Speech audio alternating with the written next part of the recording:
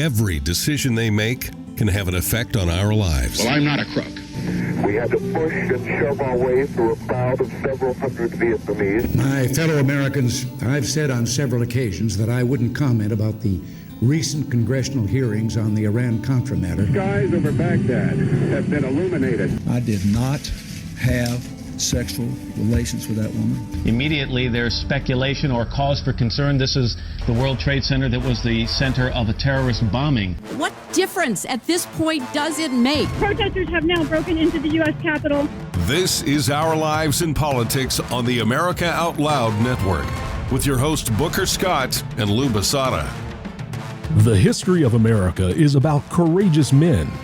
Whether they are the founding fathers or members of the greatest generation who sacrificed so much during World War II to preserve freedom and democracy, they built the country. Present-day America is the richest and most successful country in the history of the world.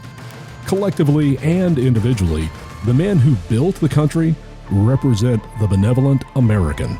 Together, they put personal differences aside to find commonality in the pursuit of the greater good. Virtue, heroism, service, and the ultimate sacrifice was expected when it was demanded. Now, those are not my words. However, I truly identify with them, and this is from a piece written by Sigurd Neubauer in Men and Culture magazine in August of 2022. He went on in that article to talk about how when he passes parks these days, he sees a lot of fathers, a lot of dads there, and fewer moms.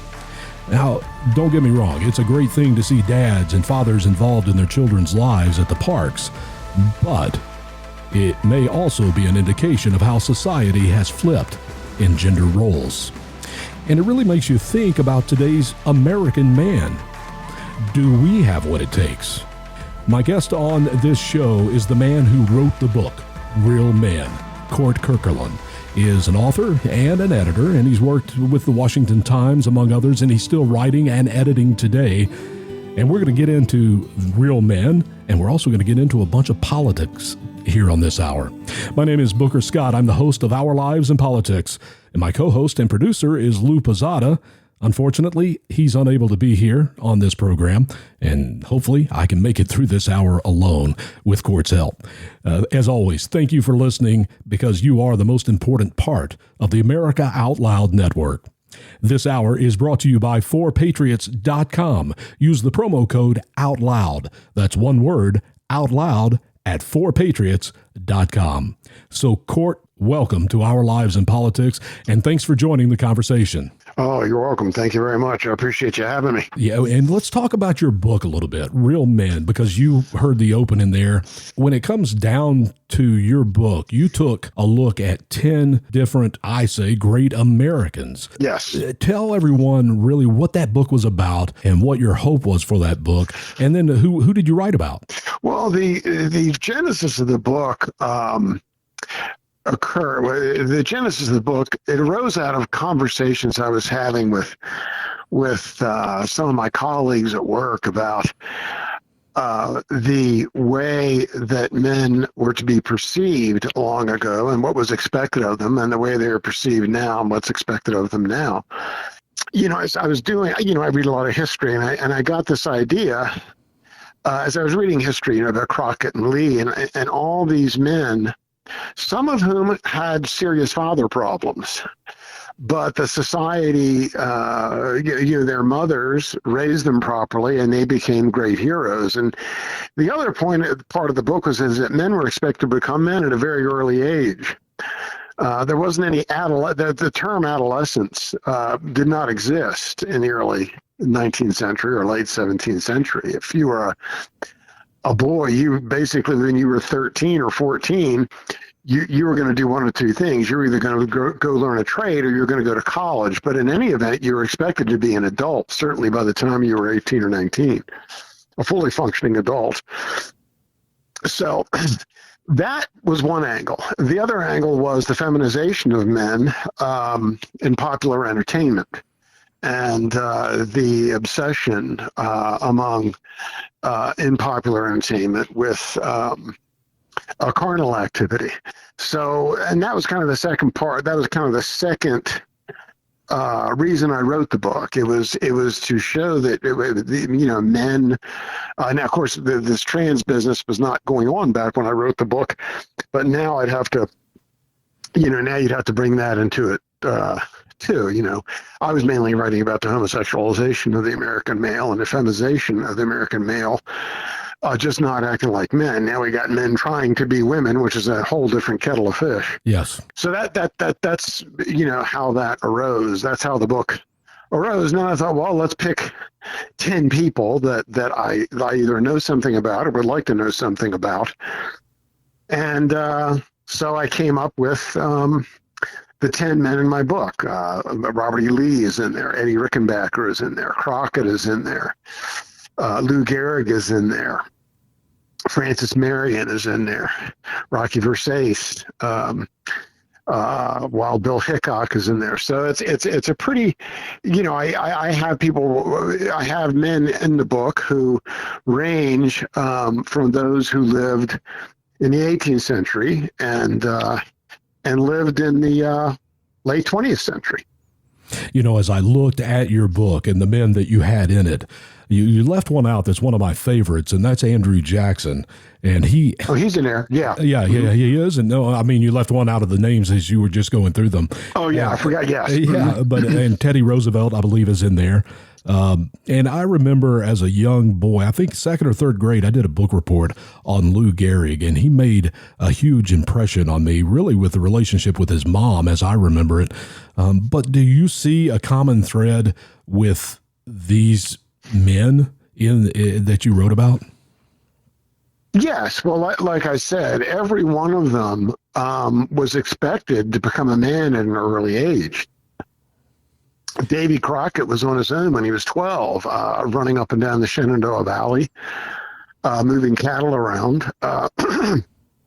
Robert E. Lee, of course, his father died at a very early age, so he was raised by his mother. But he became a great military hero, and of course, the leader of the Confederate Army in the war between the states.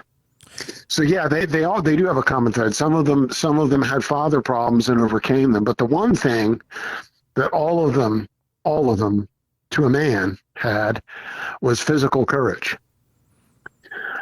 Physical courage and a healthy sense of masculinity. Audie Murphy is in the book. He was another man that had father problems. His father abandoned the family, and he had to feed his many brothers and sisters, and he wound up in the Army, and he had all his combat decorations before he was 20 years old. Mm-hmm.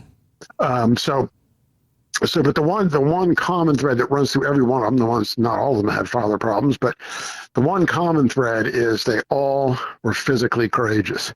Even Lou Gehrig, a baseball player, the way he faced his disease, he was physically courageous. He didn't whine. He didn't, he took it like a man.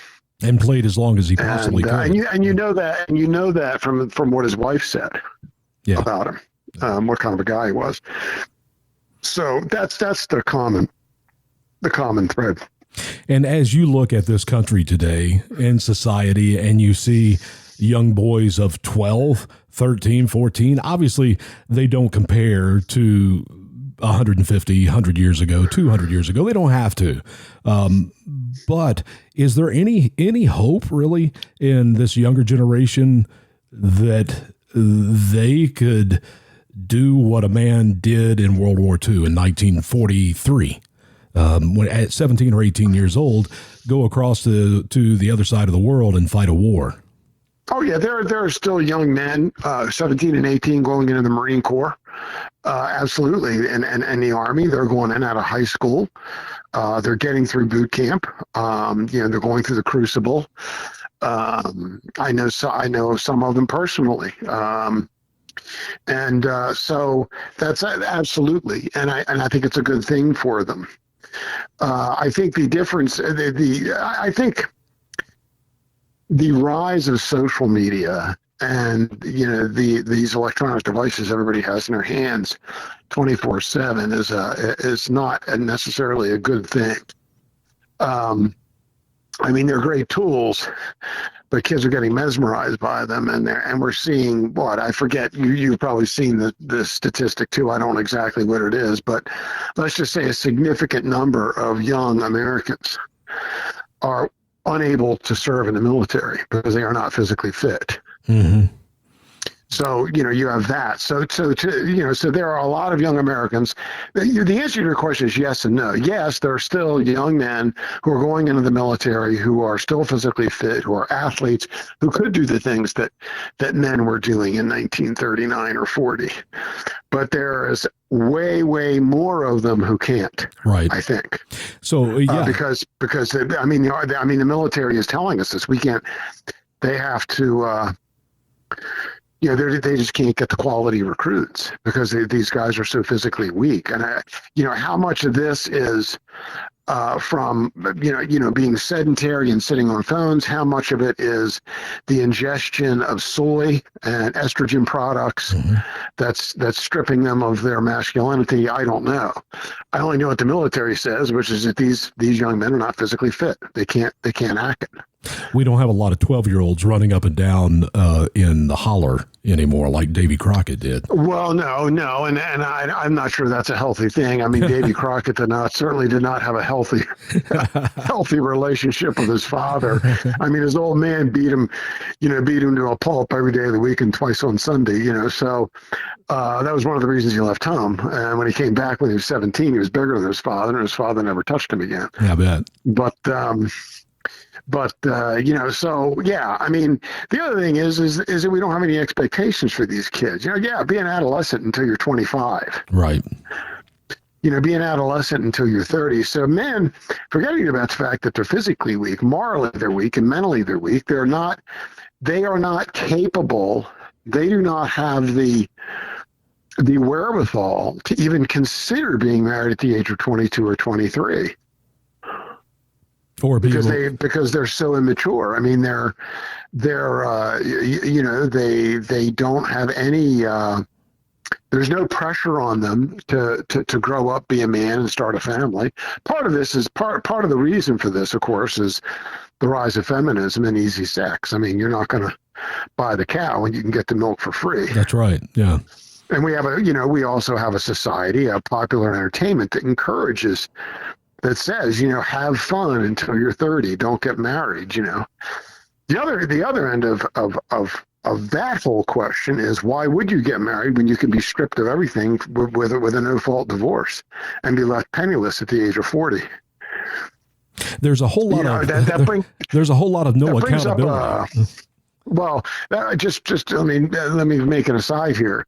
In your introduction, you were saying fathers in the park. I don't think those fathers in the park because gender roles reversed. I think those fathers are in the park because they're having visitation with their kids. Yeah, could be. Yeah, it may be. It is. I'm telling you. I mean, I guarantee you that's what it is. It's not just that they're being with their kids because mom's out working. It's that they're with their kids because that's the 2 hours of visitation they're going to get that day or that weekend or whatever. Yeah.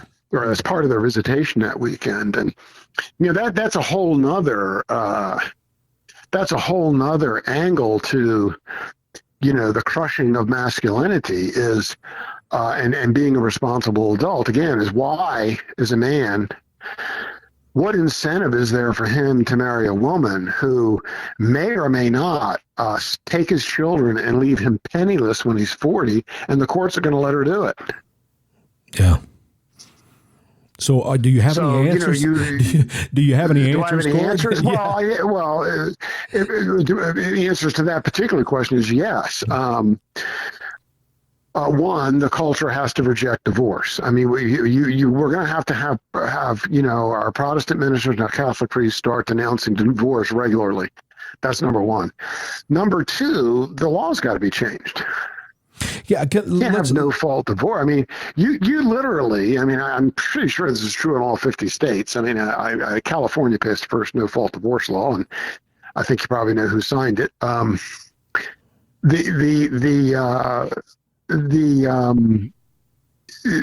can in any state in America today, you can be married for 20 years, have a kid in college, a couple of kids in high school, 45-year-old guy, 45-year-old woman, and women file for 75% of the divorces because they're not happy. Mm-hmm. That's usually the reason. But let's reverse it. Because the man can do the same thing. So he can fall in love with his secretary, who's 10 years younger than his wife and is still, young and beautiful. The bloom's not off of her rose yet. And he can go home to his wife and just say, I'm out of here. She can't stop him. Yeah. And we're still, if she's away, if she's not there in the home, he can take the kids. He can lock her out. I mean, that's what no-fault divorce is. It's possession is 9/10 of the law, no-fault divorce. He can take the kids and disappear, and there's nothing she can do because he's a custodial parent too. Let's go back to something. So that's got to stop. I mean, but when you're talking about those fathers in the park, that's who you're seeing. Let's go back to something you said a few minutes ago, because I think it's worth a little bit more conversation, and that is the Protestant ministers, pastors, and the priests in Catholic and Episcopal churches. They've gotten really soft on this. A lot of them have. And how do you feel they broach this subject with well, they don't. Their they don't, and they don't. Now, in the case of your Protestant ministers, of course, a lot of them are divorced themselves. So that's number one. But number two, there are so many people, there are so many pew sitters who are divorced. They're afraid they're going to upset them. Right. I live in Harrisonburg, Virginia. Which is a very leftist town in the middle of a very red county because of the school here. I mean, are any of the pastors here where you have a significant population of college professors who are all liberals or communists, are they really going to start giving a hard line on social issues if they have a significant number of pew sitters who are left-wing professors? Yeah, that's another book for you. No, that's not to say. Now, out here in the county where I live out in the county, I live out near the mountains. Now, out here, you'll hear it, but these are not liberal college professors. These are all the folks out here are normal, everyday Americans who have regular jobs. Some of them are blue collar, and so they're very conservative. They're all Trump supporters. I mean, in the county where I live, Democrats can have their meetings in a phone booth. There's just not that many of them here. Right. So you'll get it out here, but I mean, in any big city where. I mean, and this is the other thing, of course, in the case of the Catholic priests, they've all been compromised. Yeah. I mean, how is Wilton Gregory, the cardinal, whatever he is, the bishop in Washington, I mean, is this man really going to really attack social issues the way he should? As a Christian myself, when it comes to the Bible and being biblical, why should a pastor or a mission or a minister in one county or one part of the county have a different sermon than someone in the other? And obviously it's for money and you're afraid you're going to run people off, but isn't that an important part of our country as well? And how does that all? What do you mean? Is what an important part? I mean, just the Judeo-Christian aspect of it. And are we watering things down so much when it comes to the accountability in each other with respect and regard for one another? It seems like so much of that is gone in our country now, and the foundations that we were taught as children are no longer taught. Well, they're not. They're not only not taught, the opposite is being taught. I mean, good grief, we got drag queens running around in public schools. Yeah. I mean, and there are actually scoreboards that are putting tampon dispensers in the boys' rooms in school. I mean, it's madness. It's utter madness. The same-sex bathrooms. Madness. The same-sex bathrooms. They call them the same-gender bathrooms. But anyway, they are dual-gender, whatever they call them. You have a, I mean, we're in a situation now where we're not in post-Christian America. This is we're in post-Christian America. No, we're not. We're in anti-Christian America. And is there? Do you see any way to get that back? No. Yeah, it's frustrating, isn't it? I have a hard time. No, I mean, come on. We had in the State of the Union address the other night, public officials proudly wearing a pin that said abortion, and a heart was in the middle of the O. Yes. Was the hole in the O. Now, that tells you everything you need to know.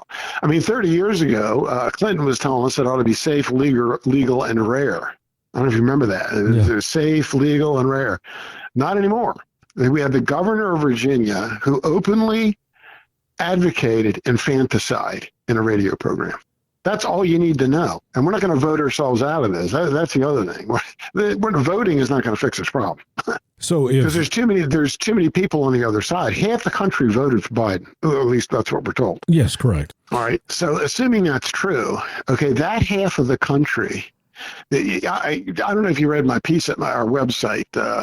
Two colleagues of mine and I run a website called AmericanRemnant.com. The country has to separate. First of all, the country's too big. You can't have a republic with 300 million people. That's number one. Number two, but the country's going to have to separate. During the elections, in the last election season, they were open. The other side was openly saying that certain people who voted for Trump ought to be executed. I mean, I want you to understand, this is far beyond anything I'd ever witnessed when I was in politics in D.C. for 13 years. And Court, that also went into COVID. The same people were saying people that didn't take the vaccine or wouldn't wear a mask, they should be killed, or everybody moved to Mississippi. This idiot Sean Penn is saying people that don't take the vaccine shouldn't be allowed to do anything. Howard Stern was another one. Yes. So, I mean, I think we have to see here's the thing. I think, I saw something the other day, but it made me laugh out loud. Somebody was discussing how some program violated the Constitution. But the Constitution has been a dead letter for at least 50 years. What are you even discussing it for? Mm-hmm. There is no Constitution. The Constitution means what these 9 people say it means. And what the ACL says it means. There's no meaning to it. There's no point. And if you want to know where we are with the Constitution, when the reporter from, I forget where it was, asked Nancy Pelosi where in the Constitution Obamacare is authorized, she laughed or snickered and looked at the reporter and said, "Are you serious?" I mean, as Joe Sobran used to say, at least back in the 50s, when Congress wanted to do something that would probably be unconstitutional, they tried to at least put a fig leaf on it.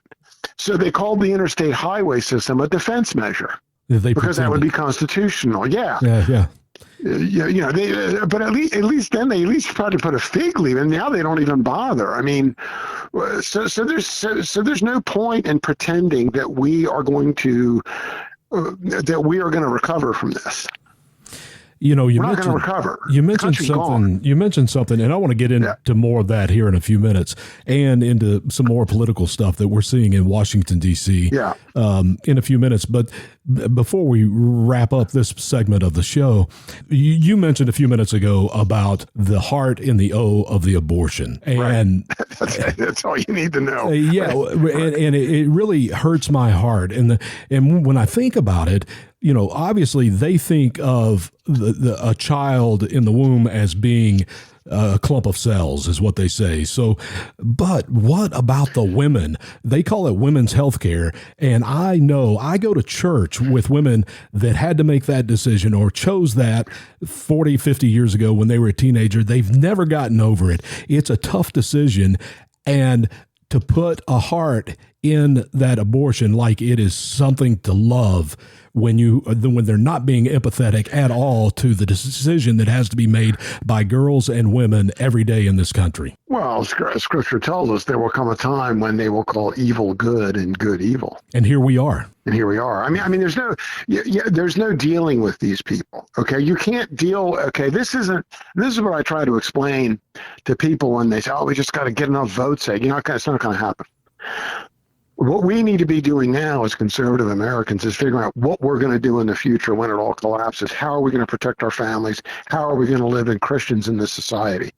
You know, right now, and it's just, you're not going, we are dealing with people who are now saying that a man can turn into a woman. There's no debating with somebody like that. And have a child. And, yes. There's no point in even discussing it with them. I mean, look, and people, the old, I was in D.C. in the late 80s and through 1996 until I came down to the Shenandoah Valley. And, the biggest debates there were then. And back then, people on my side, Dick Gephardt, he's awful. Rostentowski, he's awful. Jim Wright, he's awful. They're all liberals. They're all in favor of, trade restrictions. They were right about that, by the way.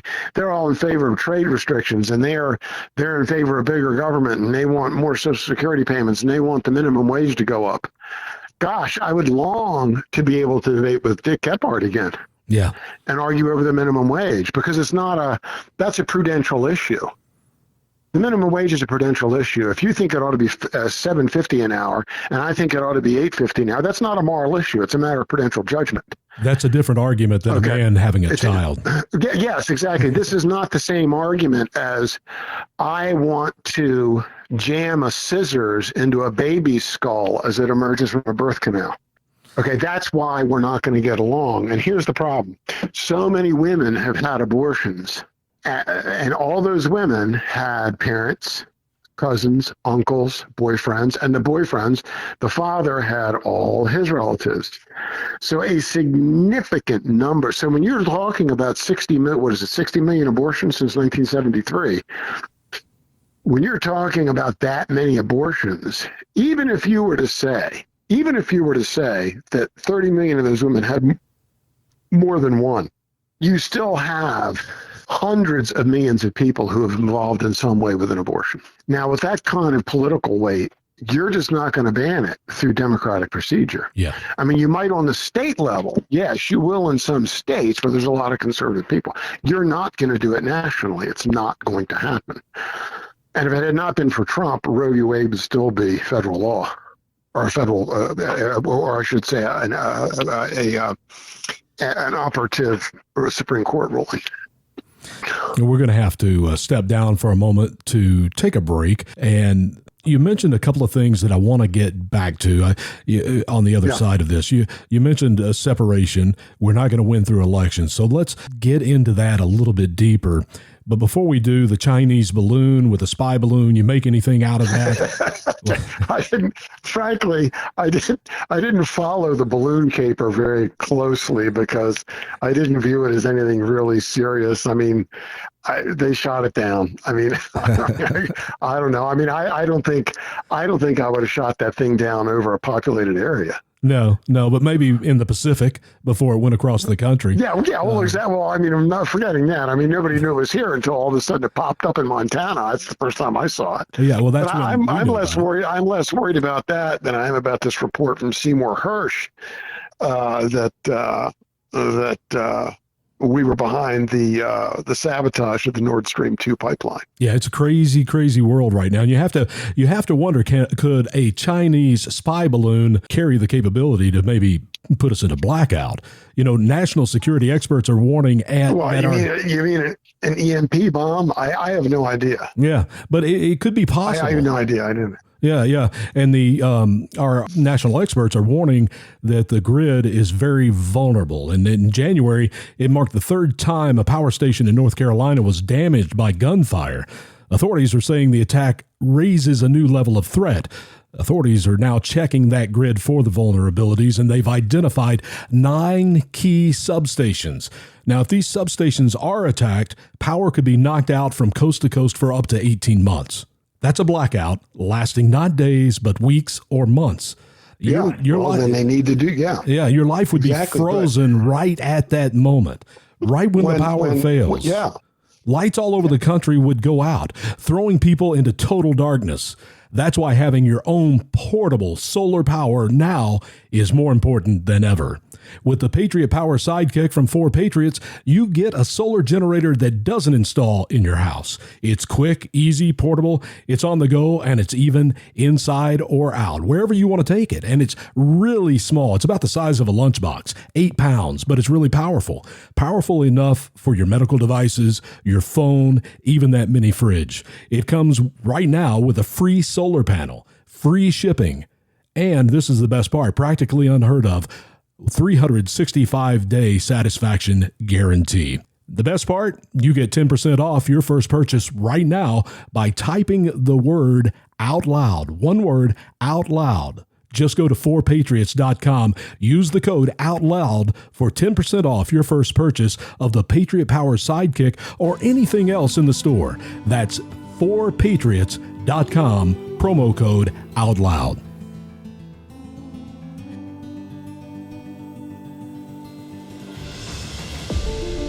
Hello everyone, Lou Bazada here, co-host and producer of this great show, Our Lives in Politics. And on behalf of Booker Scott and myself, I would personally like to take a few moments to thank each and every one of you for listening and supporting our show. I would also like to take the opportunity to invite you to our website, unifiedoneamerica.com. Again, that's unified, O-N-E, America.com. Thank you so much, and please join us there and subscribe. You never think about your belt as being disgusting and filled with germs and bacteria. But what's the first thing you touch after using the restroom before you've washed your hands and you've never cleaned it? Your belt.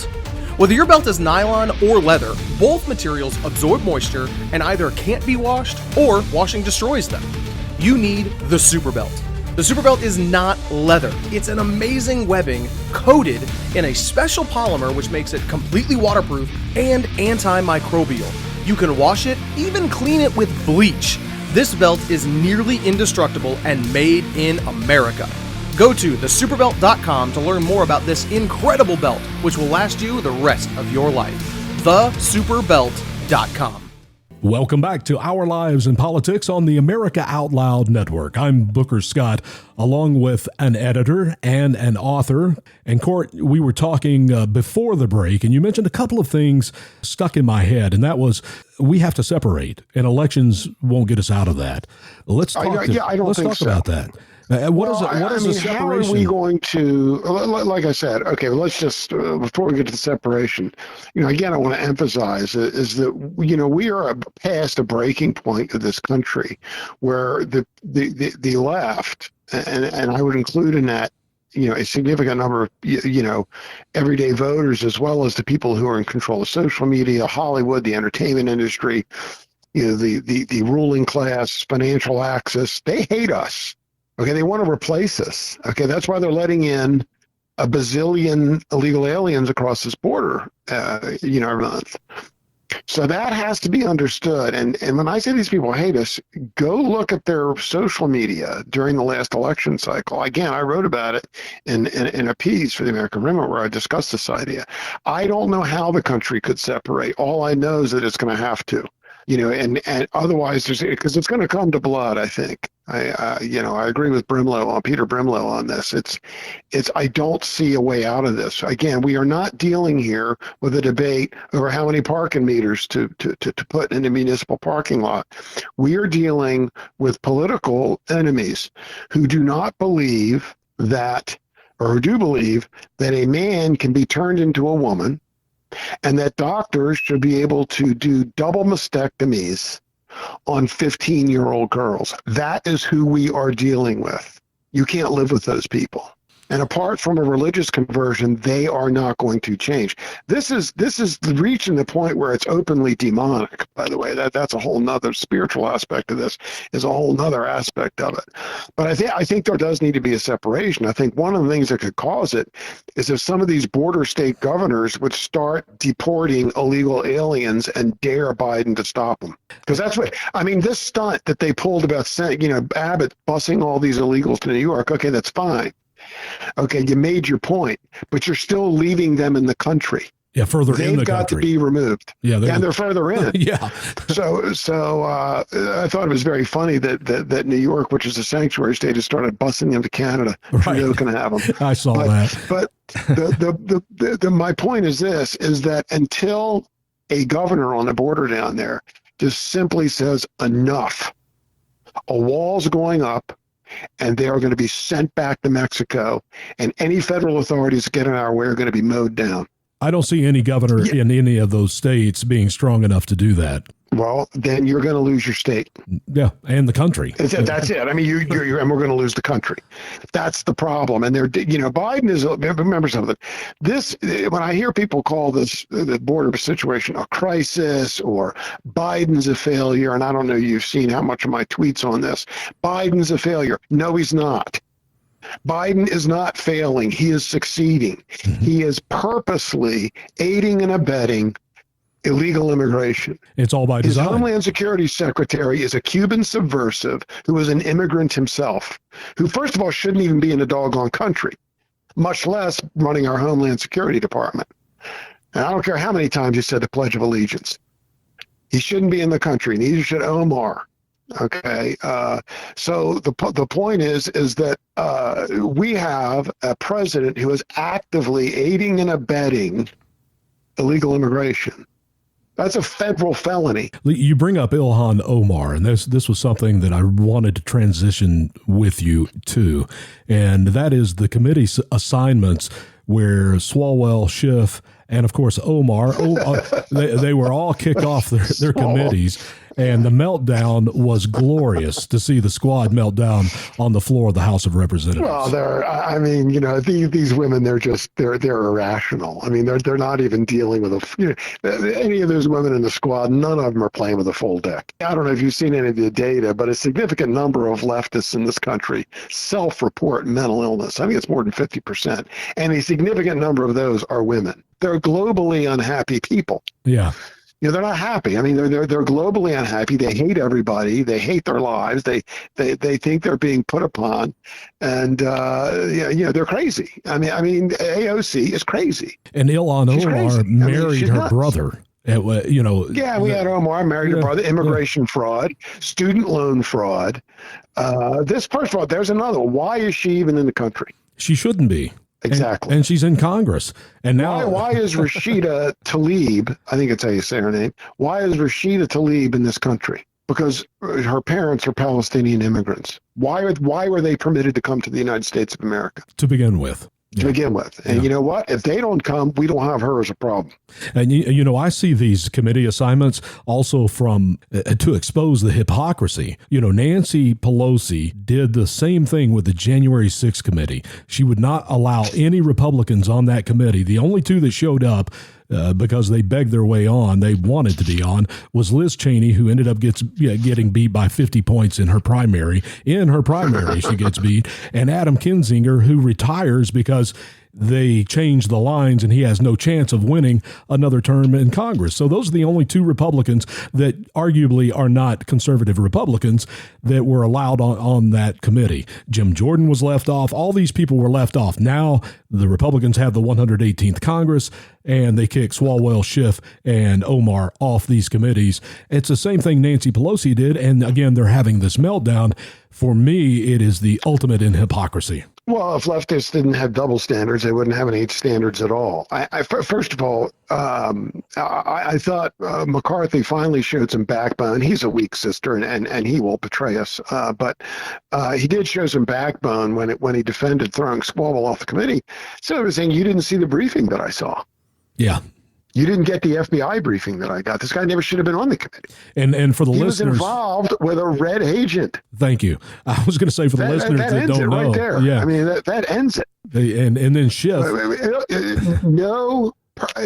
First of all, well, never mind. Go ahead. I was just going to say with Schiff, it was every day during Russian collusion. It was in plain sight, but nobody has ever seen it still to this day. There was one thing going on behind closed doors in impeachment hearings, and he would come out the door and say something completely opposite. And we know that now. So all he did was lie. Yeah, he's a really bad actor, and if anybody ought to be prosecuted for treason, it ought to be him for attempting to overthrow the government of the United States with a hooked up impeachment proceeding. I mean, the whole point of an impeachment proceeding is that the evidence that is offered in it is true. There was no Russia collusion scandal, and this is the thing. If anything, the collusion was on the other side. I mean, we had the Clinton operatives colluding with Ukrainians to deep six Trump and get dirt on Trump. I mean, we had Schiff get caught on that parody radio show soliciting nude photos of Trump. He fell for that one, hook, line, and sinker, and was made a fool out of. I mean, this is the thing, you know. Let me go back to the 80s, you know. At least when we were dealing with Dick Gephardt, it's not as bad as we thought. He was pro-life Catholic, by the way, Democrat. At least when we were dealing with Dick Gephardt, we knew we were not dealing with someone that hated us. Dick Gephardt did not hate Ronald Reagan and his supporters. Even Tip O'Neill didn't, and he was bad. Tip O'Neill was a pretty bad basket of apples. Dan Rostenkowski, you know, he didn't hate. In fact, a lot of his voters were probably ethnic Catholic conservatives that have been voting Democrat all their lives and would never change. This is where we are now. I mean, the Democratic Party, you know, has literally been taken over by crazy communist lunatics. And you mentioned, and they put Biden out as their front man because they knew Sanders would get crushed. I mean, they're not going to put a communist like Sanders out there. You mentioned Kevin McCarthy. I mean, let's call Sanders what he is. Let's stop the socialist stuff. He's not a socialist. Okay, let's stop lying. Okay, let's stop giving this guy the benefit. He's a commie. Okay, period. In capital letters. He had campaign staffers that were talking about gulags, and you didn't fire him. As far as I know. You mentioned Kevin McCarthy. Let's go back a few weeks ago and into January. The 118th Congress comes in and they have to vote for a speaker, and then it takes 5 votes, and all the talking heads on television were melting down. They were going nuts, and everything should have been agreed upon. For me, I looked at it, it brought me a breath of fresh air. I'm like, okay, now this is the way it's supposed to look like all the time. And I was glad to see the votes. What was your opinion on all that? You know, this rubber stamping these leaders, but you know, what did we get out of it? We got Boehner, we got Ryan, who were just awful, and I think we got another awful one now. But at least he was put on some sort of notice. But I mean, until I just don't have any hope in the GOP. I mean, its donors, the donor class, is not going to allow. I mean, look at everything you need to know about the Republican Party. You found out when they booted Steve King, when they betrayed Steve King, and even more so when they voted for telling the truth, Ronna McDaniel. You know, just recently in the RNC. I don't know why. You know, this is the GOP. You know, I worked for Howie Phillips 30 years ago. Going for more than that, 35 or almost 40 years ago. Anyway, said, you know, the Republican Party is useless. You know, the two parties are two trains going off a cliff. The Democrats are going at 100 miles an hour. The Republicans are going at 80. You're going to go off the cliff. And that's why I say voting is not going to solve this problem. We are $30 trillion in debt. What's going to happen to that? And it drives me nuts that Biden keeps saying a deficit. Well, that's because you just spent $6 trillion. So, yeah, $5.5 trillion would be a $500 billion deficit. How? I mean, anybody that says, oh, you know, we just got to get people out to the polls, you know, we just got to get people out to the polls, you know, and vote. Okay, well, let me ask you something. How are you going to overcome with voting the situation that we are in now? How is voting going to change that? I've never been people that still have hope that something can be done and never have an answer for me. Oh, we just have to keep trying. Well, I understand you got to keep trying. And maybe that's true. We need to keep trying, but at the same time we're trying, we need to have we need to open our eyes and settle down and figure out what's going to happen when it collapses, because I am 99% sure that's coming. I mean, when you have public officials, entertainers saying that, you know, people that don't want the vax ought to be harmed in some way, or not allowed to shop, or not allowed to go to school, or whatever, not allowed to have a job, which means not allowed to eat. I mean, when you have credit card companies cutting off conservatives because the SPLC and the ACLU call them and start to make trouble for them, or because they're woke themselves, you know, and they've hired they're completely woke, like Coca-Cola or any of these other companies. I mean, how are you going to vote yourselves out of that? How can you vote yourself out of Yoel Roth? He works for a private company. You're not going to vote yourself out of that.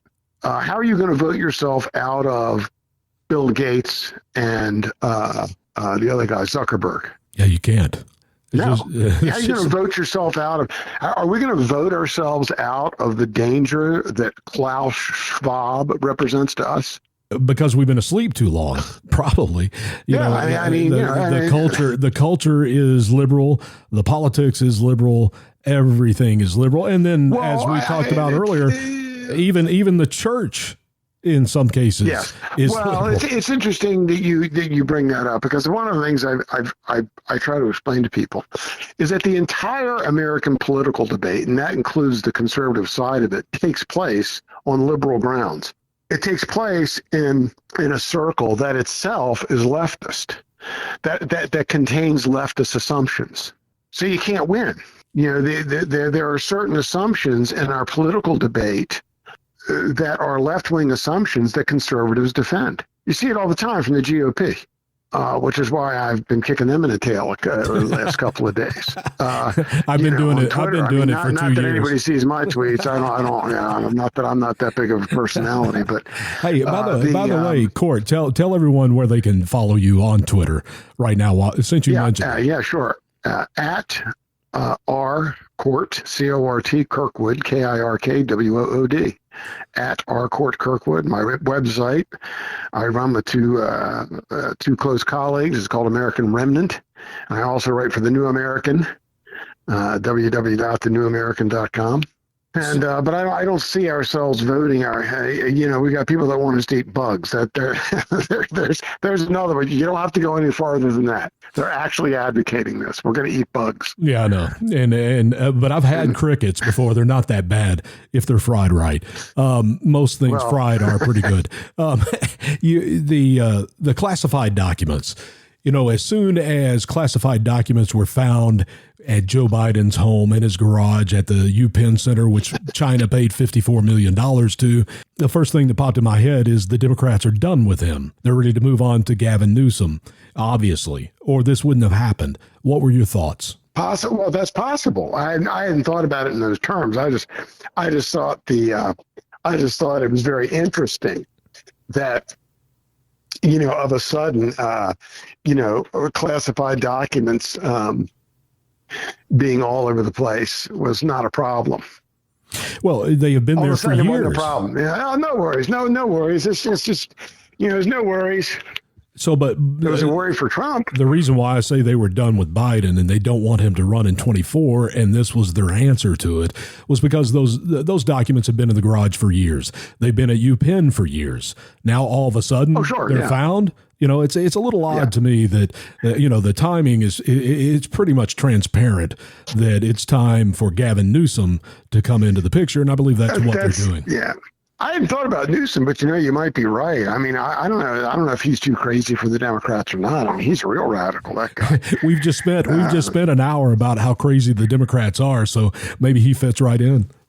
Well, I mean, yeah. I mean, this is the worst thing though. The way I guess almost as bad as the fact that the Democrats have essentially become an openly totalitarian operation, is that there's no opposition from the GOP as a practical matter. We agree on that 100%. No backbone whatsoever. And I mean, Greg Abbott, actually, and this is interesting, I think Greg Abbott has the chance to become a national political figure. What makes you think that? All he has to do is start deporting. And all of a sudden, he is going to be in the news every day, particularly if he can force Biden's hand. But the question is, will he do that? Other than Trump and DeSantis, who everyone wants to talk about right now, who else do you see on the conservative side that could emerge in 2024? To be honest, I haven't given that too much thought, because Trump and DeSantis are the two that everyone is talking about. I think Trump is making a crucial error in these petty attacks on DeSantis. I think he should ignore DeSantis, because if Trump were to get the nomination, he would be a perfect running mate for him. So why do you want to carry out these ridiculous attacks, these petty attacks, sending out those photos? And I think that's a huge mistake. Trump is, in many ways, Trump is his own worst enemy. I agree completely. You and I are 100% in agreement on that. And I will say something else. As bad as Biden is, part of the reason we're in the fix we're in is because of Trump. Yes. Because he collapsed first of all, he stopped talking about the issue that matters most right now, which is immigration. He completely panicked on this COVID thing when this hit. He completely panicked and the shutdowns and went, he never should have panicked and gone along with this COVID insanity. And one of the ironies of that whole episode was I'm not taking any Trump vaccine. We were the first ones in line when the thing was developed. Yeah. Which it turns out that it's killing people. Yeah. Which is why we don't allow drugs to be rushed into production after 6 months of research. Typically, we don't do that, do we? I mean, good grief! All you have to do is talk to some of the drug manufacturers, and they've all. You talk to some of the more. I think this has been written about in the Wall Street Journal at length. Is the amount of paperwork that has to be done before you can get a drug approved? Truckloads, and years. And we put these vaccines out in 6 months. Yeah, very questionable. Now we know they knew they weren't going to work. We know that now. So I partly blame Trump for the fix that we're in, because. How do you lose to a guy that never leaves his basement? Because he never left the basement. They kept him. How do you? That's true. But I mean, how do you lose to Joe Biden? I mean, Trump was a successful president. I filled my Yukon up today with gas, $129. Okay, 2 years ago, 3 years ago, under Trump, that would have been about a $70 fill up. Right. I mean, this line in the State of the Union the other night. Good grief! Oh well, gas prices came down. Well, yeah, they came down, but I mean, it still costed me almost $150 to put gas in my tank. And by the way, the arsonist doesn't get to take credit for putting out fire. And something else in the State of the Union the other night that I think should be brought out is Joe Biden, in another one of his lies, says costs are coming down. Now, what he's referring to is the inflation rate, which came down to 6.5%. But when you compound that over last year, which in the same month was 7.5%, you now have 14% inflation over 2 years. So what we are feeling is 14 to 15% more, and they fail to mention that. Costs never really come down. Inflation rate coming down means the prices aren't going as fast, going up as high as fast. So, right. The fact checkers disappear when Joe Biden comes to do the State of the Union. And our time is coming close to an end here, Court, and I really want to thank you. It's been an enjoyable and a very fast hour. Oh, thank you. And I would love to get you to come back sometime and share your thoughts. Real quick. Happy to come back anytime. Before we get out of here, Ukraine-Russia war. I never publicly really talk much about it because I don't believe I can believe anybody, whether it's Ukraine, Russia, or America. So I just kind of stay out of it publicly, except when it comes to the money. $100 billion earmarked from the U.S. government to Ukraine. Their entire budget for a year is $30 billion. We just gave it to Ukraine in about 9 or 10 months. Well, and we were told that we couldn't build a border wall because it was too expensive. At $5 billion. Well, I think it would have been more than $5 billion, but even if it were $30 billion, it still would have been cheaper. Right. And so again, I get what you're saying, and first of all, I don't want any American dying on the ground in Ukraine. I am not interested in propping up that money laundering operation, that sex trafficking operation that guy Zelensky is running over there. And as far as I'm concerned, it's none of our business. None. Zero. I don't care if Putin runs over the whole doggone country. It's not my business. When he starts shooting at me, I'm ready to send the Marines. But until I got an invasion on my own border. I don't need to go over to Ukraine to stop that one. Yeah, but there's no one in Washington, D.C. that has any fortitude to stop what's happening on the southern border in America right now. And Court, know that could be stopped tomorrow. I could stop that. I could put me in office. I'll stop that tomorrow. Before we get out of here, tell everyone where they can find you one more time, who you write for, and where they can find you. Yeah, thenewamerican.com, AmericanRemnant.com, and my Twitter feed is at R Court, C-O-R-T, Kirkwood, K-I-R-K-W-O-O-D. This hour has been brought to you by 4patriots.com. That's the number 4patriots.com. Use the promo code OUTLOUD, one word, to get your 10% discount. And thanks for listening to the America Out Loud Network. Remember the great shows that are here at AmericaOutLoud.com. We have Dr. Peter McCullough, former CIA Tony Shaffer, Malcolm's great show on Sunday, Viewpoint this Sunday, and attorney Tom Renz. They're all here at AmericaOutLoud.com, plus a lot more. I'm Booker, and salt without flavor is useless, and you are the salt of the earth, so be salty. You've been listening to Our Lives in Politics with your host Booker Scott and Lou Basada.